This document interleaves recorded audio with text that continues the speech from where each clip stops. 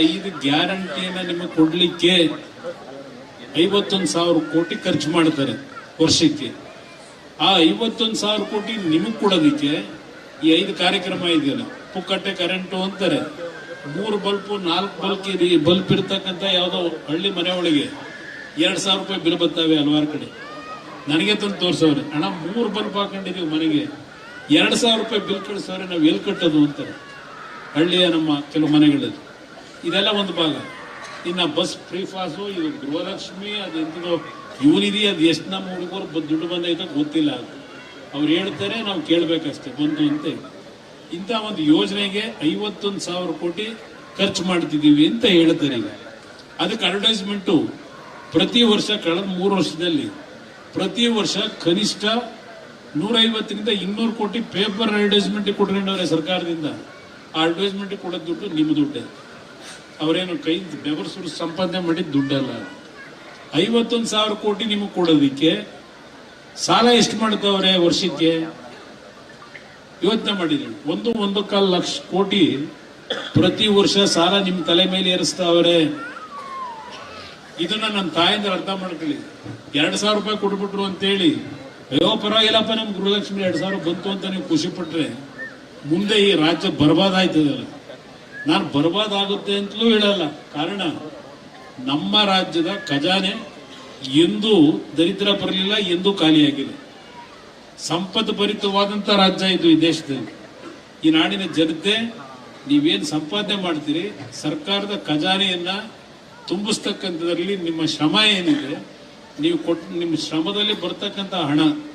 ಇವತ್ತು ನೋಡಿ, ಈ ಒಂದು 51,000 ಕೋಟಿ ದುಡ್ಡು ಖರ್ಚು ಮಾಡಬೇಕು 5 ಕಾರ್ಯಕ್ರಮಕ್ಕೆ ಅಂತ ಹೇಳಿ. ಈಗ ಮೊನ್ನೆ ಒಂದು 700 ಹೊಸ ಮದ್ಯ ಇದು ಶಾಪ್ಗಳು ಮಾಡಕ್ಕೆ ಎಂತ ಲೈಸೆನ್ಸ್, ಅದು CL7 700 ಪರ್ಮಿಷನ್ ಕೊಡ್ತೀವಿ ಅಂತೇಳಿ ಪ್ರಾರಂಭ ಆಯ್ತು. ಈಗಾಗಲೇ ಮೊನ್ನೆ ಯಾರೋ ಅಧಿಕಾರಿಗಳು ಒಂದು CL7ಗೆ 2.5 ಕೋಟಿ ರೂಪಾಯಿ ಲಂಚ ಕೇಳ್ತಾರೆ ಅಂದ್ರೆ ಪರಿಸ್ಥಿತಿ ಎಲ್ಲಿಗೆ ಬಂದಿದೆ ಲೆಕ್ಕ ಮಾಡಿ, ಯೋಚನೆ ಮಾಡಿದ್ವಿ. ಇವತ್ತು ಅದು ಒಂದು ಭಾಗ. 700 ಲೈಸೆನ್ಸ್ಗೆ ಇವರಿಗೆ 2.5 ಕೋಟಿ ಕೊಡೋದಾದ್ರೆ ಆ ಲೈಸೆನ್ಸ್ ತಗೋತದಲ್ಲ ಮಹಾನ್ ಭಾವ, ಅವನಿಗೆ ಸಂಪಾದನೆ ಎಷ್ಟಿರ್ಬೋದು? ಸರ್ಕಾರದ ಖಜಾನೆಗೆ ತುಂಬಿಸ್ತಾ ಇರೋರು ನೀವು ದುಡ್ಡನ್ನ. ಈ ಸರ್ಕಾರ ಬಂದ್ಮೇಲೆ ಎಷ್ಟು ಬಾರಿ ಈ ಕ್ವಾರ್ಟರ್ ಬಾಟ್ಲ್ಗಳದ್ದು ಬೆಲೆ ಜಾಸ್ತಿ ಮಾಡಿದ್ರು? 3 ಬಾರಿ ಜಾಸ್ತಿ ಮಾಡೋದು. ಈಗ ವಿದ್ಯುತ್ ಶಕ್ತಿ ಬೆಲೆ ಅದೆಷ್ಟು ಬಾರಿ ಮಾಡಿದ್ರು? ಈಗ ಮತ್ತೀಗ ಏಪ್ರಿಲ್ಗೆ ಮತ್ತೀಗ ವಿದ್ಯುತ್ ಶಕ್ತಿ ಬೆಲೆ ಜಾಸ್ತಿ ಮಾಡಬೇಕು ಅಂತ ಹೊರಟರು. ಆಮೇಲೆ ನಿಮ್ಮ ರಿಜಿಸ್ಟ್ರೇಷನ್ ಫೀ ಮತ್ತೆ ಹೇಳ್ತಾ ಹೋದ್ರೆ ಹಲವಾರು ವಿಷಯ ಹೇಳ್ಬೋದು. ಇಷ್ಟೆಲ್ಲ ಮಾಡಿ ನಿಮ್ಮ ಜೋಬಿಗೆ ಕೈಯಾಗಿ ದುಡ್ಡು ಕಿತ್ಕೊತಾವ್ರೆ. 51,000 ಕೋಟಿ ಕೊಟ್ಟು 51,000 ಕೋಟಿ ಕೊಟ್ಟು ಅಂತಾರೆ. ಈ ರೀತಿ ಸರ್ಕಾರ ನಡೆಸೋದಾದ್ರೆ ನನಗೇನಾದ್ರೂ ನೀವು ಅಧಿಕಾರ ಕೊಟ್ಟರು 10,000 ರೂಪಾಯಿ ಕೊಡ್ತೀನಿ ತಿಂಗಳಿಗೆ ನನ್ನ ತಾಯಿಂದ. ಏನ್ ದೊಡ್ಡ ವಿಷಯ ಅಲ್ಲ. ಇವತ್ತು ನಮಗೆ ಬೇಕಾಗಿರೋದು ಹಲವಾರು ಕುಟುಂಬಗಳ ಮಕ್ಕಳ ವಿದ್ಯಾಭ್ಯಾಸ, ಶಿಕ್ಷಣ, ಒಂದು ಉಚಿತವಾದಂಥ ಶಿಕ್ಷಣ. ನಮ್ಮ ಮಕ್ಕಳಿಗೆ ಇಂಗ್ಲಿಷು ಮತ್ತು ಕನ್ನಡ ಮೀಡಿಯಂ ಶಾಲೆಗಳಾಗಬೇಕು. ಹೇಳ್ತಾನೆ ಅವ್ರೆ, ನಾವು ಪಬ್ಲಿಕ್ ಶಾಲೆ 2,000 ಕೊಡ್ತೀವಿ, ಪಬ್ಲಿಕ್ ಶಾಲೆ 2,000 ಮಾಡ್ತೀವಿ, 15,000 ಟೀಚರ್ ನೇಮಕ ಮಾಡ್ತೀವಿ 3 ವರ್ಷದಿಂದ ಹೇಳ್ತಾನೆ ಅವ್ರೆ. ಎಷ್ಟು ಜನ ಟೀಚರ್ಗಳು ತಗೊಂಡವ್ರೆ ಸರ್ ಈ 3 ವರ್ಷದಲ್ಲಿ? ನಾವು 56,000 ಜನಕ್ಕೆ ಅಪಾಯಿಂಟ್ಮೆಂಟ್ ಕೊಟ್ಟೆ. ನಾನು ಇದ್ದಂತ 20 ತಿಂಗಳಲ್ಲಿ ಬಿಜೆಪಿ ನಾವು ಸರ್ಕಾರ ಮಾಡಿಸ್ಬೇಕು. 56,000 ಕುಟುಂಬದ ನಮ್ಮ ಹೆಣ್ಣು ಮಕ್ಕಳು ಮತ್ತು ಯುವಕರಿಗೆ ಕೆಲಸ ಕೊಟ್ಟಿದ್ದೀವಿ. ಅದಷ್ಟೇ ಅಲ್ಲ, ಎಷ್ಟು ಕಾಲೇಜುಗಳು, ಸಬ್ಸ್ಟೇಷನ್ಗಳು, ಅವೆಲ್ಲ ನಾನು ಡೀಟೇಲ್ ಹೇಳಲಿಕ್ಕೆ ಹೋಗೋದಿಲ್ಲ. ನೀವೇನು ನಾವೀಗ ಬಂದಾಗ ಬಹಳ ಪ್ರೀತಿಯಿಂದ ಬರಮಾಡ್ಕೊಂಡಿದ್ದೀರಿ. ನನಗಿರ್ತಕ್ಕಂಥದ್ದು ಈ ನಾಡಿನ ಪ್ರತಿ ಕುಟುಂಬ ನೆಮ್ಮದಿಯಿಂದ ಬದುಕಬೇಕು. ನೀವು ಸಾಲಗಾರರಾಗಬಾರ್ದು.